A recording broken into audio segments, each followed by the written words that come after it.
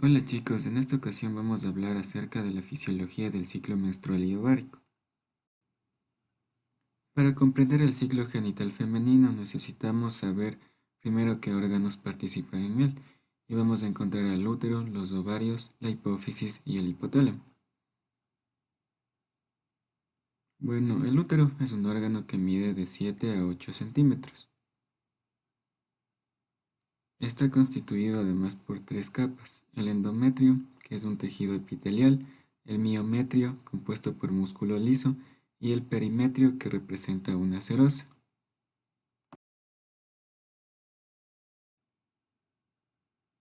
En su parte, el endometrio tiene dos capas: una capa funcional, que representa los dos tercios superiores o superficiales, y además es la zona que prolifera y se descama en cada ciclo menstrual si no existe un embarazo, lo que es la menstruación.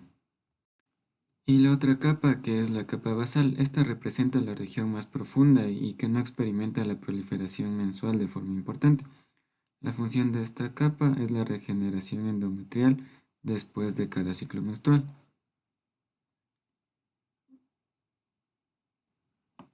De acuerdo a su función, vamos a identificar dos fases del ciclo menstrual: la fase proliferativa, que sucede antes de la ovulación y que ocasiona un crecimiento del componente glandular del endometrio, el cual es favorecido por un ambiente estrogénico; y la fase secretora, que ocurre después de la ovulación, donde las glándulas endometriales alcanzan su maduración y es favorecido por la progesterona. Entonces, para entender de mejor manera el papel que desempeñan los estrógenos y la progesterona, es necesario ir al siguiente componente, que son los ovarios.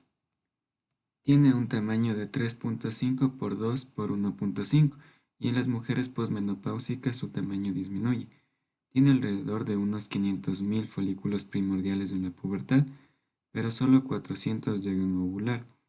Es un órgano con múltiples tejidos, por lo que es muy propenso al desarrollo de tumores. Es importante recordar que el ciclo ovárico va a tener dos fases importantes: la fase folicular y la fase lútea. La fase folicular va a estar mediada por la hormona folículo estimulante o FSH, que es producida en la hipófisis. El aumento de FSH induce el reclutamiento folicular a nivel ovárico, y la disminución de la FSH induce a que exista una selección del folículo dominante, que lo vamos a retener como aquel que tiene mayor respuesta a la FSH. En el folículo dominante vamos a encontrar dos estructuras importantes: la granulosa, que va a ser dependiente de la FSH, y lo más importante de ella es que tiene una enzima llamada aromatasa, que utiliza los andrógenos producidos por la teca para producir estrógenos, que en este caso es el estradiol. Se sabe que el estradiol es un estrógeno y representa el estrógeno más importante de la mujer en edad fértil.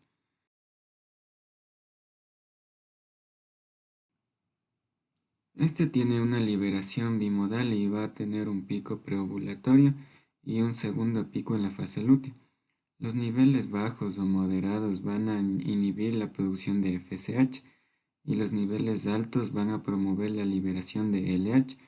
Por ello, su asociación preovulatoria con la hormona luteinizante y con la ovulación.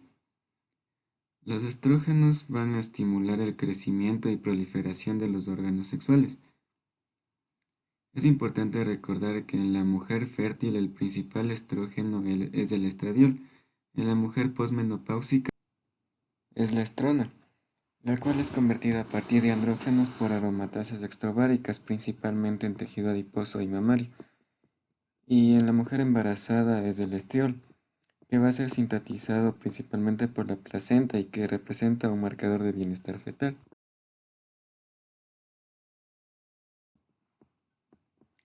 La segunda estructura del folículo dominante es la teca. Esta es dependiente de la hormona luteinizante, también producida por la hipófisis, y está encargada de producir andrógenos, siendo el más importante la testosterona. Si existen niveles elevados de andrógenos, va a ocurrir una inhibición de la aromatasa, que esto a su vez provoca atresia folicular, siendo esta la fisiopatología de muchos síndromes hiperandrogénicos. Entre la fase folicular y la fase lútea va a ocurrir la ovulación. Esto ocurre como consecuencia directa del pico de LH. Suele suceder entre el día 14, aunque puede variar. El pico de estradiol o de estrógenos va a inducir lo que ya se comentó, la liberación de la LH, y esta a su vez 10 horas después produce la ovulación. Mientras que en la fase lútea, que es la que ocurre después de la ovulación, va a ser una fase fija, que va a durar entre 13 a 15 días, a diferencia de la fase folicular, que esta es variable. En la fase lútea el folículo va a colapsar y se va a convertir en un cuerpo lúteo. En este cuerpo lúteo o cuerpo amarillo se va a producir progesterona y además de estrógenos. La progesterona va a tener una secreción unimodal, como se observa en la gráfica, y es producida, como ya se comentó, solamente por el cuerpo lúteo. Las funciones de ella es preparar la mama para la lactancia, elevar el metabolismo y la temperatura basal y aumentar la viscosidad del moco. Por último, este aumento de estrógenos producido en la fase lútea va a inducir lo que es la luteólisis o la destrucción del cuerpo lúteo. Esto como consecuencia de la reducción de los niveles de progesterona, lo que a su vez induce la menstruación.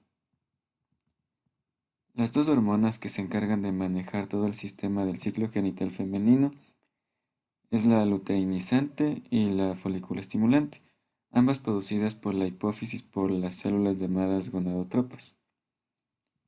Se reconoce que los pulsos rápidos de GnRH, que es una hormona producida en el hipotálamo, estimulan la producción de hormona luteinizante, mientras que los pulsos lentos van a estimular la producción de FSH. A continuación hablaremos individualmente de cada una de ellas. Sabemos que la hormona folículo estimulante tiene dos fases de elevación.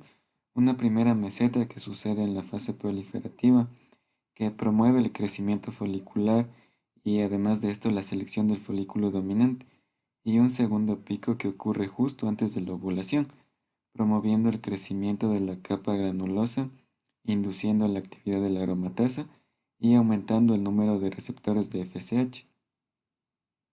La FSH es inhibida por los estrógenos en un proceso de retroalimentación negativa y por la inhibina que se sintetiza cuando existe un exceso de andrógenos. Mientras que la hormona luteinizante solamente va a tener un pico, que corresponde a la ovulación, y este va a estar desencadenado por los estrógenos. Las funciones es de estimular el crecimiento de la teca, inducir la ovulación, porque sin hormona luteinizante no hay ovulación, y favorecer la luteinización del folículo después que haya ocurrido la ovulación. Y la última estructura de la que hablaremos es el hipotálamo. Esta estructura produce hormona liberadora de gonadotropinas. Entonces, recordando que tanto para la secreción de FSH como de LH se requiere una secreción pulsátil. Los pulsos rápidos, estos son para la hormona luteinizante y los pulsos lentos para la hormona folículo estimulante. Esto quiere decir que si nosotros tenemos una liberación continua, se van a inhibir la liberación de FSH y de LH. Esta situación es de utilidad en el tratamiento de ciertas enfermedades como la miomatosis uterina, la pubertad precoz, la endometriosis y la estimulación ovárica. El inhibidor de la GnRH directamente es la dopamina.